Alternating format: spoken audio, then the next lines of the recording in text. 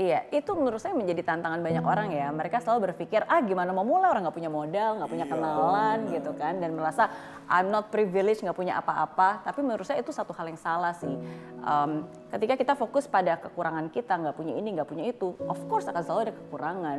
Ya tapi percaya bahwa sebenarnya kamu punya sesuatu gitu. Kamu punya waktu, kamu punya tenaga, kamu punya keberanian gitu kan, kamu punya kreativitas. Jadi pasti ada sesuatu hal yang kamu miliki dan itu berguna dan itu bisa kamu maksimalkan.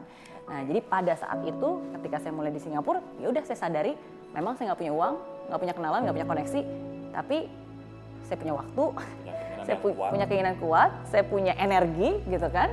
Ya udah saya gunakan itu, saya kerja gitu. Walaupun dalam tanda kutip seakan-akan kayak kerja kasar ya, keringetan gitu kan, kerja keras. Banyak orang mungkin anak-anak muda berpikir, nggak oke lah kerja tuh harus kerja cerdas, nggak boleh keringetan. Kalau kamu keringetan itu berarti kamu nggak cerdas sebenarnya.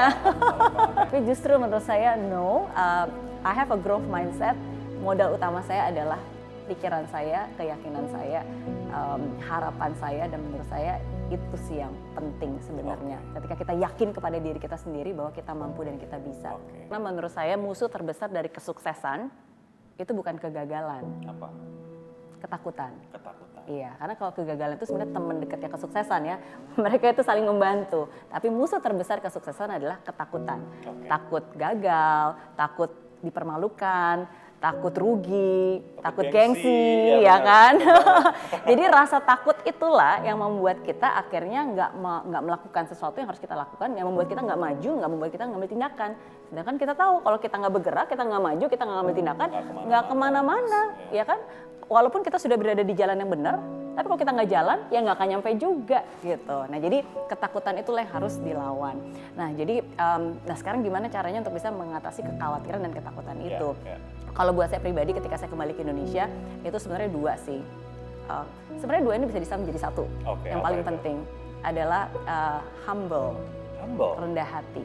Rendah hati untuk terus mau belajar, rendah hati untuk ya udah kalau gagal ya nggak apa-apa. Maksudnya sometimes kadang-kadang ketika kita sudah berada di dalam sebuah posisi di mana sudah berhasil, udah dikenal, dan ketika kita memulai sesuatu yang baru kembali ke Indonesia, pasti kan banyak orang yang melihat bisa nggak ya, gitu kan, berhasil nggak ya, gitu.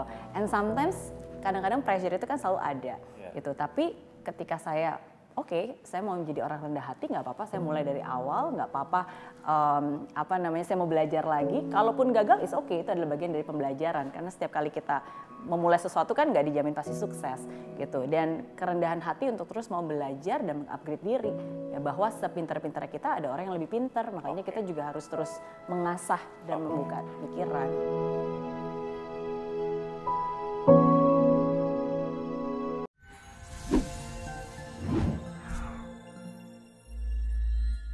Di aplikasi Mary Riana tersedia lengkap video-video YouTube terbaru saya, artikel yang up to date, quotes inspirasi, koleksi merchandise, workshop dan seminar yang bisa kamu dapatkan free dan download sekarang juga gratis.